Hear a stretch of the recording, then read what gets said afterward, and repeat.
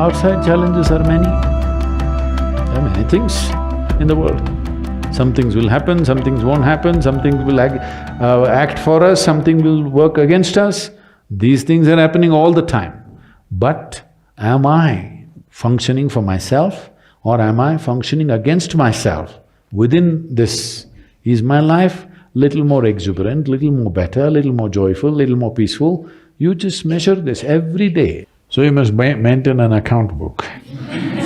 Yes, if you're doing business, how do you know whether you're progressing? Only one who keeps accounts knows whether he is making money or going down, isn't it so? Similarly, you must maintain an account. You just see, let's say yesterday you were joyful 5 times in the day. Today if you're 6, you're better. Tomorrow if you're 7, you're better. But day after tomorrow if you're 3, you're worse. How many moments of joy do you have? Why I'm talking about joy is we are not using joy as a goal. Joy is a measure. Joy means you're at ease. Joy means you become more of life than being a mental mess, isn't it? Joy does not mean that you attain to something. Joy simply means life has come to ease, you're not messing yourself up. Spend 5 minutes, have I been better today than yesterday? Has my day been better? Every day, if you keep accounts, you will see no matter what the hell happens in life situations, you will not go down.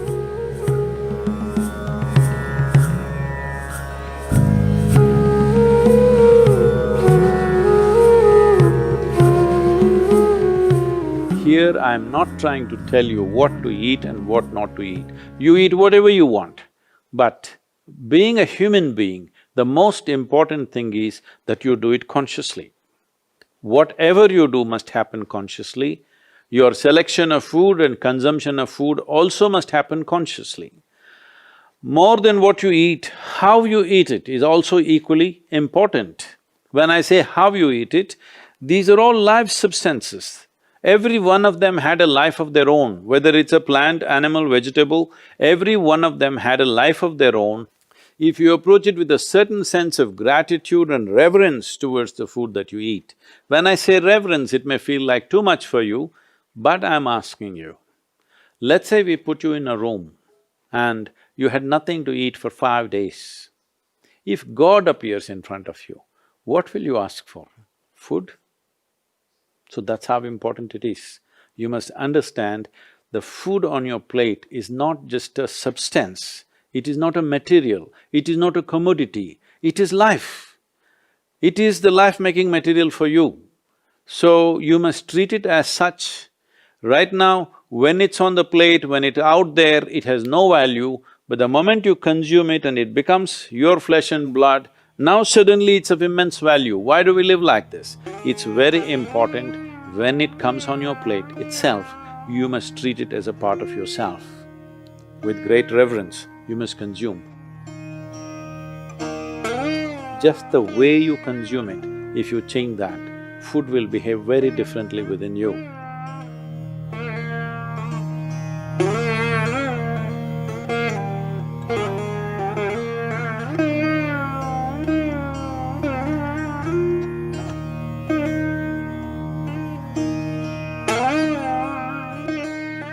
The soil that you walk upon has a certain sense of intelligence and memory.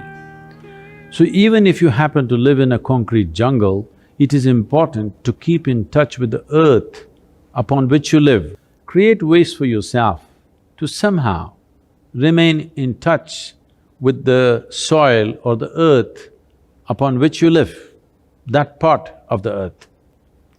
With your bare hands and bare feet, see, particularly the palms and the soles, if they come in touch with the earth on a daily basis, at least for a few minutes, a certain harmonizing of the physiological process will happen just being in contact with the earth.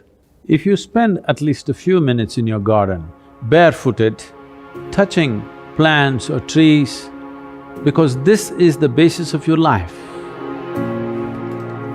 All life, yours and every other creature has come out of this earth. Stay in touch with it and harmonize your system.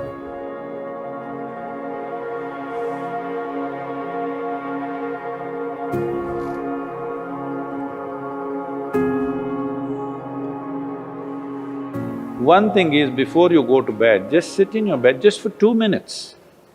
2 minutes, just see, suppose you're going to die right now in 2 minutes' time, how it'll be, and then sleep.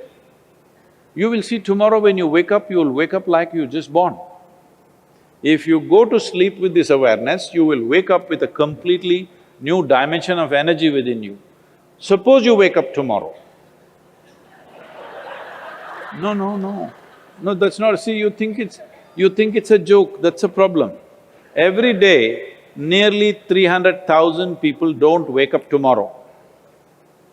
So in case you wake up tomorrow, check and see if you're still alive. If you are, just do this much, for your sake, not my sake. One big smile, you're still alive. Hello? Is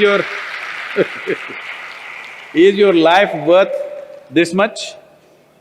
See, do not think every day you will wake up, one day you will not wake up. Yes or no? Tomorrow morning you woke up, check if you're still alive. If you're dead, I will pardon you. If you're alive, one big smile. Then if 300,000 people die on the planet, maybe 3 to 5 million people would have lost somebody who's dear to them. So just check those 4 or 5 people who matter to you in your life, all of them still alive. One more smile. Hello? And you looked at the watch, it's 7 o'clock and you're still alive. One more smile. Hello? From now on you must do this every time you look at the time. If you're alive, you must smile, because this is the greatest thing happening to you. Not your money, not your profession, not your family, you're alive right now, this is the thing. Very brief, let's make it happen.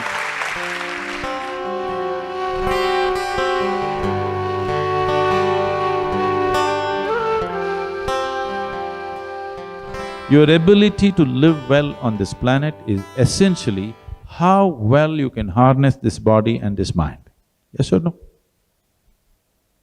So if you have to harness this the way you want it, it's very important. There is a little space between you and the body, there is a little space between you and the mind.